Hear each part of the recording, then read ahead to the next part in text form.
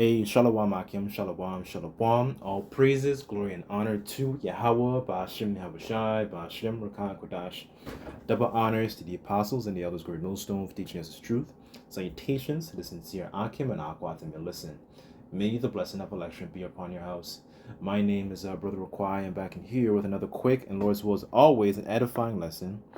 And for today's lesson, I kind of just wanted to go through a little bit of history in regards to the so-called Native Americans and the different Northern Kingdom tribes, right? So I'm kind of just wanted to examine a little bit of some of the things that they did, within the so-called Native American culture, right? And show also that a lot of the things that they did also goes back to customs going back to the Israelites because they are also Israelites. So I was doing this a little bit in regards to the so-called Northern Kingdom, the so-called the Southern Kingdom tribes, right, going through different customs amongst Western Africa. So I kind of wanted to examine a bit more of the tribes, especially the northern tribes, and showing you, these are also things that they did as well, right? So, so without further ado, let me go to the prophecy in regards to how they got over here. Let's just start there, right? So this is the book of Second Ezra, chapter 13, verse 40, and it says, "And those were the 10 tribes which were carried away prisoners out of their own land in the time of Hosea the king," right? So this Hosea is speaking of the king of Israel, Hoshea, which Salmanassar, the king of Assyria, led away captive and carried them over the waters, so they came into another land, right? So that account of them being essentially uprooted, right, from their own land, it's found in the book of 2 Kings 17, right? Let me see, hold on.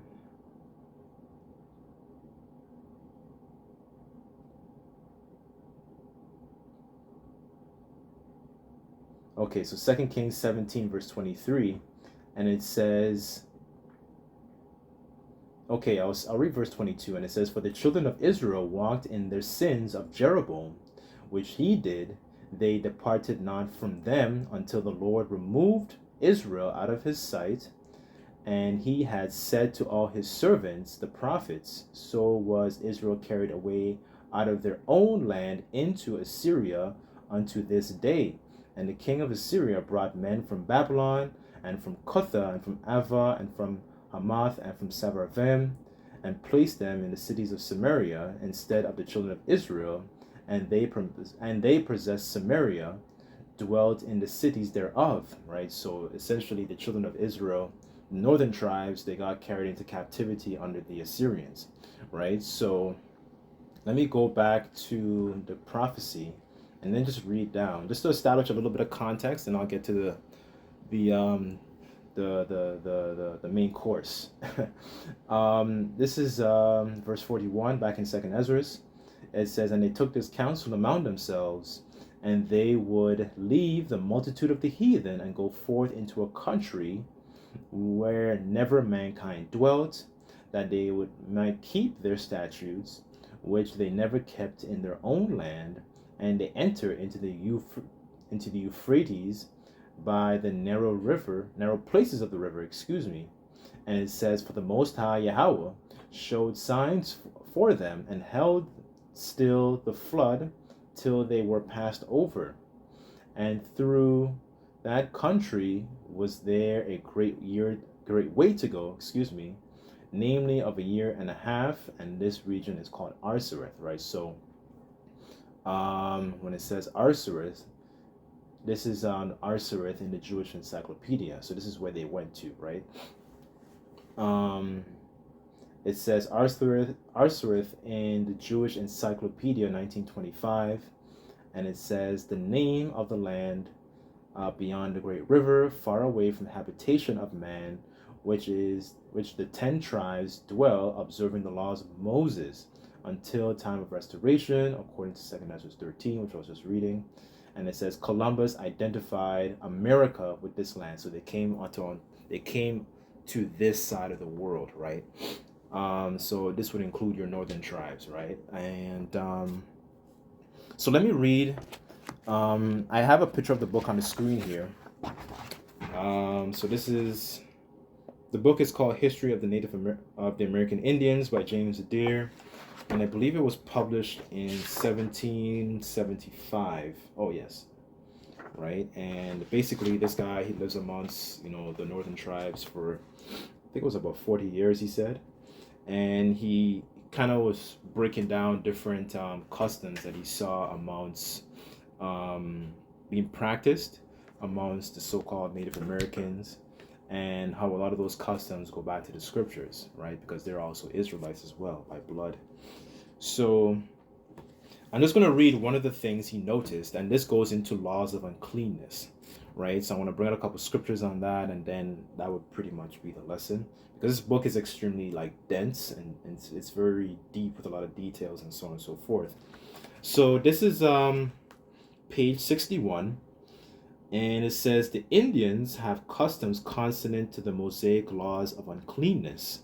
They oblige their women in their lunar retreats to build small huts, as considerable at a distance from the dwelling houses as they imagine may be out of the enemy's reach, where during the space of that period they are obliged to stay at a risk of their lives. They should be known to violate that ancient law. They must answer for every misfortune that befalls any of the people as a certain effect of the divine fire. Through the lurking enemies sometimes kills them in their religious retirement. So I want to jump down just to hit a couple main points here.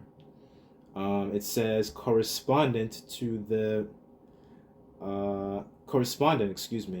Mosaic laws of women's purification after travel, the Indian women absent themselves from their husbands and from public company for a considerable time.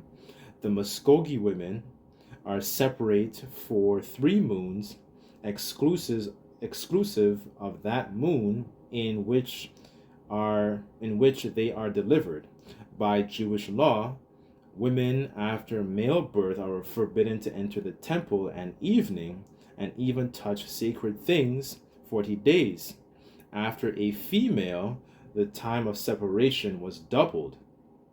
Should any of the women violate this law of purity, this would be censored and suffer for any sudden sickness or death which might happen among the people as the necessary effect of the divine anger for the polluting sin, contrary to their old traditional law of female purity, right? So there were things that they were doing in regards to keeping certain customs in their spirit, and this is going into different laws of uncleanness, especially when a woman gives birth, right? So let me go to, just bear with me 1 second.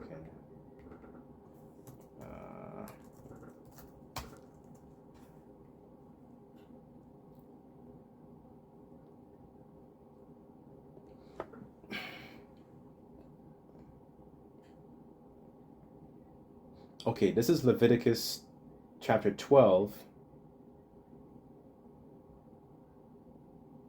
Okay, I'll start at verse 1 just to establish context, because it shows you these customs were only given to the Israelites, right? And the Lord Yahweh spake unto Moses, saying, Speak unto the children of Israel, saying, If a woman conceive seed and born a male child, she shall be unclean 7 days, according to the days of the separation of her infirmity shall she be unclean. The point I kind of want to hit is lower down in verse 5 here.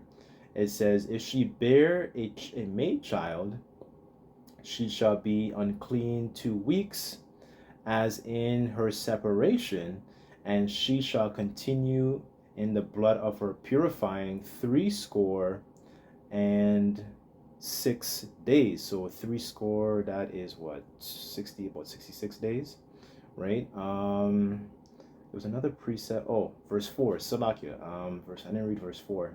And it says, she shall continue in the blood of her purifying 30 and 3 days. She shall touch no hallowed thing, nor come into the sanctuary until the days purifying be fulfilled, right? So essentially, after she gives birth to a child, she's unclean for that set amount of time, right? Let me go to. There was also. Hold on, 1 second.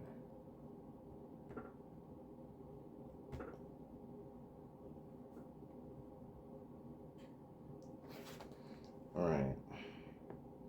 Okay, so I want to go back to the book here.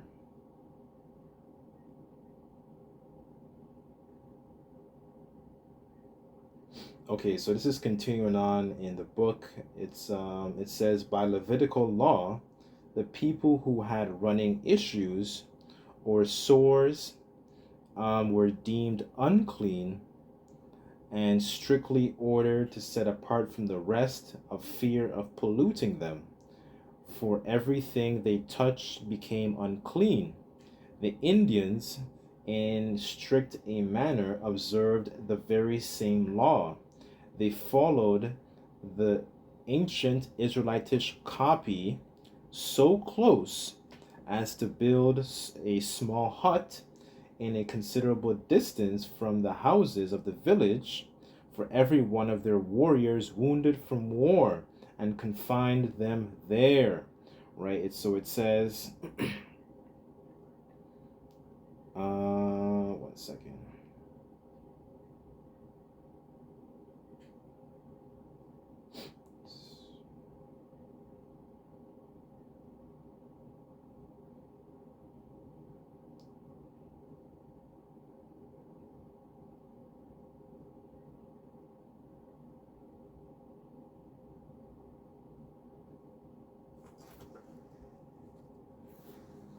Okay, so it says, like the Israelites, they firmly believe that safety or wounds and immediately proceed from the pleased or angry deity for their virtuous or vicious conduct in observing or violating the divine law. It says, in the long space of purification, each patient is allowed only a superannuated woman to attend him who is past the temptations of sinning with men, lest the introduction of a young should either seduce him to folly, or she having committed it to others, right? So that's pretty much the point. But the point I kind of wanted to touch on here was the fact that they had another laws on uncleanness, right? So I wanted to read here in regards to that separation. This is Leviticus 15 verse 19, and it says, if a woman have an issue, and her issue is in her flesh be blood, she shall be put apart 7 days, and whosoever toucheth her shall be unclean to the even. And everything that she lieth upon in her separation shall be unclean. Everything also she sitteth upon shall be unclean. And whosoever toucheth her bed shall wash his clothes, and bathe himself in water, and be unclean until the even. And whosoever toucheth anything that she sat upon shall wash his clothes and bathe himself in water, and be unclean to the even, right? So this is a side topic also. This is why you can't really keep the laws 100%, in this society, for different Israelite camps that teach and boast in keeping the laws 100%, right? This is one of the reasons, because, like, for example, even it may not even be your woman. You could probably go to the grocery store and a woman that was probably there before you arrived, she probably might touch like an apple or some kind of produce, and she was on her menstrual cycle, and that, and then you touch that, and then you'll be unclean, right? Because she's in that space and time where she's unclean, right? So that's pretty much the point. As a matter of fact, one second.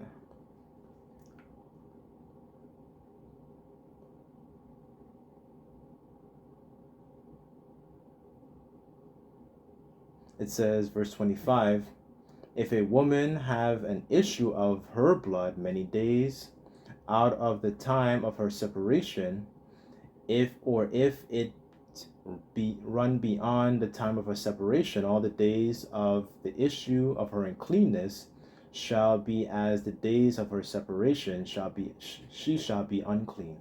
Every bed whereon she lieth in all the days of her issue shall be unto her as the bed of her separation, and whatsoever sitteth upon shall be unclean, and the uncleanness as the uncleanness of her separation, right? So she was supposed to be essentially kind of set apart, right, during this time period, right? And it's the same thing that these women did, during that time of their menstrual cycle. So this chapter here goes into bodily discharges. So for example, here it speaks, like upward speaks about the men, like seat of copulation, and then lower down it speaks about when a woman's essentially on her menstrual cycle, so to speak, right? So these were things that they were also keeping within their spirit, right? Because pursuant to Deuteronomy 7, we are a holy people. And what makes us holy are these different laws, statutes, and commandments, right? And that includes these, the so-called Native Americans, right? These northern tribes, right? So let me go to, I just want to get another quick, what's that, Luke?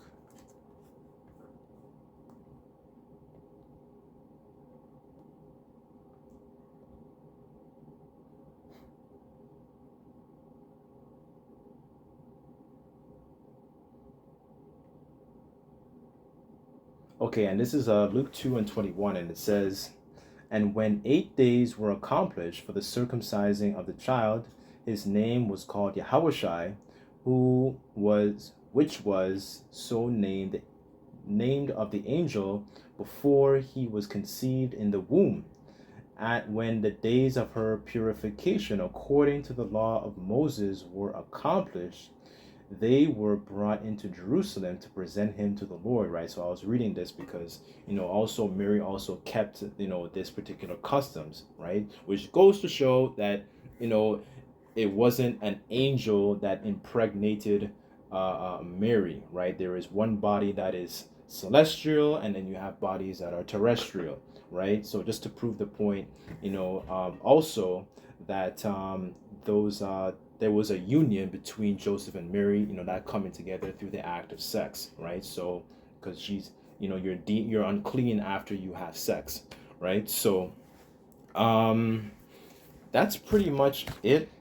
I didn't want to make the lesson too long, but I kind of just wanted to, just touch on some of these different customs here, right? And, Lord's will is always, I'll probably be, getting a little bit more into this and showing you different customs and manners, of these different northern tribes, right? You so-called Native Americans, Seminoles, and Cherokee, Choctaw, whoever, right? But that's pretty much the point. But Lord's will, this lesson was edifying. Just like to give all praises, glory, and honor to Yahweh, Ba'ashem Yahushai, Ba'ashem Rakakwadash, that honors the apostles and the elders of the Great Millstone for teaching us his truth. Till next time, I say Shalom.